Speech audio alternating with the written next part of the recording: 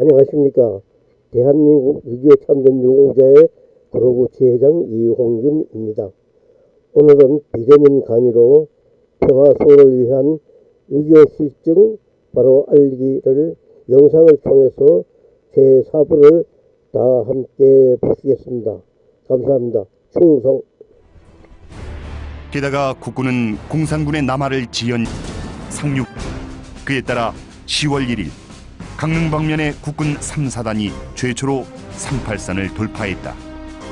10월 7일엔 유엔군이 38선을 넘었고 그 뒤 유엔 총회가 이를 추인하였다. 8월부터 우리가 어디까지 공격을 해야 되느냐, 그에 대해서 논의를 하기 시작합니다.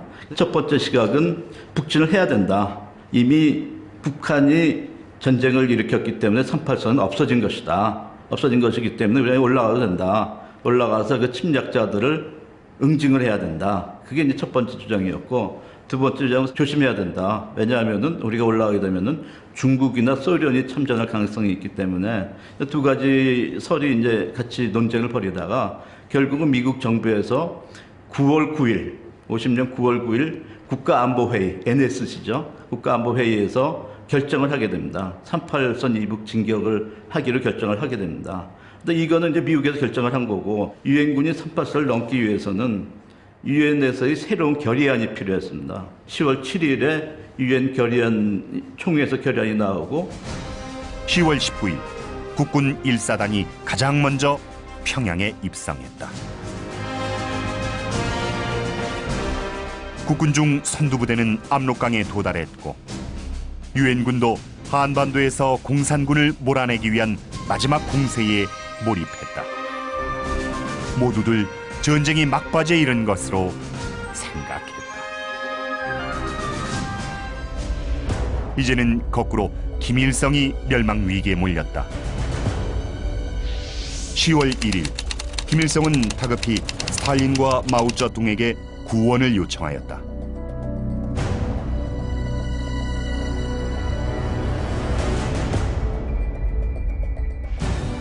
또 김일성은 10월 12일 비밀리에 평양을 탈출하여 14일 평안남도 덕천으로 옮겼다가 19일에는 평안북도 대유동으로 옮겼으며 그 후에도 미군의 폭격을 피해 압록강변의 오지로 옮겨 다녔다. 소련과 중공은 참전을 결정하였다. 마오쩌둥은 입술이 없으면 이가 시린 것처럼 북한이 망하면 중국이 위태로워진다고 하며 당초의 약속대로 군대를 보냈다. 스스로 북한을 돕기 위해 지원했다는 조선의용군이란 이름으로 1950년 10월 19일 펑더화이의 지휘 아래 1차로 30여만 명의 병력이 압록강 3개 지점을 거쳐 입북하기 시작하였다. 이때부터 적의 주력은 북한군이 아니라 중공군이었다. 한국군의 작전권을 유엔군이 가진 것처럼 북한군의 작전권도 사실상 중공군에게 넘어갔다. 중공군은 일본군과 또 장제스의 국부군과 싸우면서 전투력이 강해진 군대였다.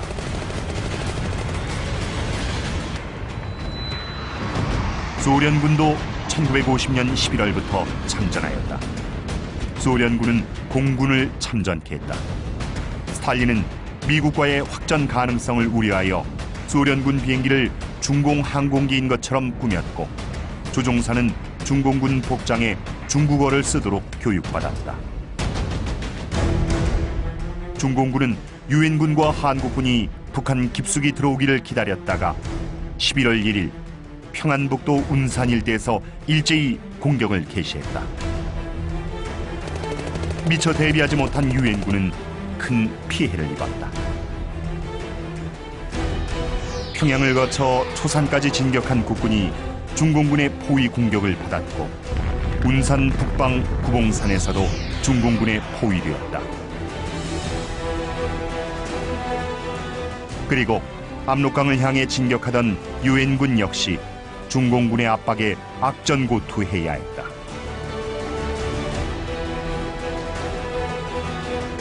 (10월 25일) 생포한 중공군 포로의 진술 내용을 무시하고 중공군의 출현을 과소평가한 유엔군의 피해는 아주 컸다. 중공군의 참전 가능성에 관해서는 많은 사람들이, 많은 전문가들이 주의를 경고를 하고 또 실제로 그 징후에 관한 얘기도 보고를 했습니다만, 메가더 사령부, 특히 메가더 원수가 중공군 참전에 관한 가능성을 애써서 부인했습니다. 참전한다고 하더라도 소수 부대일 테고 충분히 유엔군 전력으로 압도할 수 있다고 판단을 하고 있었고, 계속해서 이 압록강까지 진격하도록 명령을 했습니다. 따라서 최고 사령부의 그런 정책적인 또는 전략적인 판단이 중공군의 어떤 참전을 충분히 예상하지 못했고, 중공군이 참전했을 때 실제로 선방 잘 대응할 수 없는 그런 상황이 됐습니다. 일명 크리스마스 공세였던 11월 24일 최종 공세에서도 큰 손실을 입은 유엔군은 남쪽으로 후퇴하기 시작했다. 당시 메가더가 예상했던 참전 중국 인민지원군의 숫자는 약 8만에서 12만 사이라고 예측하고 있었습니다. 하지만 실제로 당시 참전했던 중국 인민지원군의 숫자는 거의 60만 명 이상의 숫자로 확인되었습니다. 따라서 크리스마스 대공세, 즉 1950년 12월 25일까지 한만 국경선까지 진격해서 전쟁을 종결하려고 했던 메가더의 구상은 대규모의 중국 인민지원군의 참전으로 좌절하게 된 것입니다. 동북방면의 유엔군도 엄청난 수의 중공군과 맞닥뜨렸다.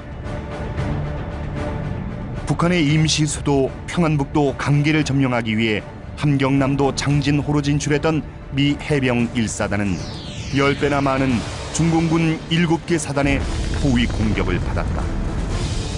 11월 27일부터 12월 11일까지 15일간 영하 20, 30도의 혹한 속에서 치른 장진호 전투에서 미 해병 1사단은 3천여 명의 전사자 등 사상 최악의 피해를 입었으나 중공군의 남하를 저지하고 성공적으로 철수하였다. 이미 남쪽의 원산 방면이 차단당했기 때문에 유엔군은 12월 23일까지 흥남에서 철수했다. 이때 자유를 찾는 북한 주민 10만여 명도 유엔군과 함께 탈출하였다.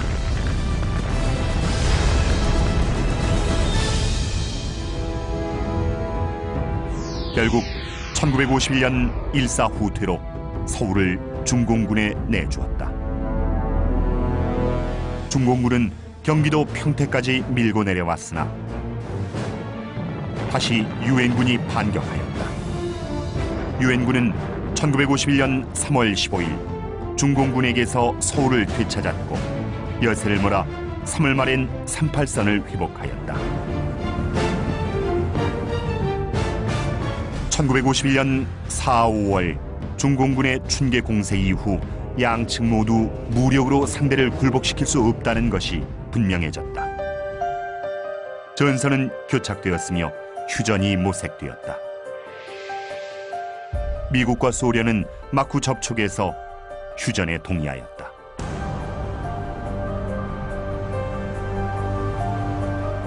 정전 협상의 가장 큰 쟁점은 남북 간 경계선과 포로 교환 문제였다. 경계선은 전쟁 전의 38선이 아니라 정전 시의 군사 접촉선으로 합의되었다. 그러나 포로 교환의 문제는 쉽게 합의되지 않았다. 유엔군은 공산권 포로의 자유의사 귀환을 원칙으로 했다. 이에 대해 공산 측이 반려 한동안 휴전회담이 결렬되었다. 제 사부를 함께 봐주셔서 대단히 감사합니다. 다음에는 제 5부를 편집해서 여러분에게 보내드리겠습니다. 대단히 감사합니다. 충성!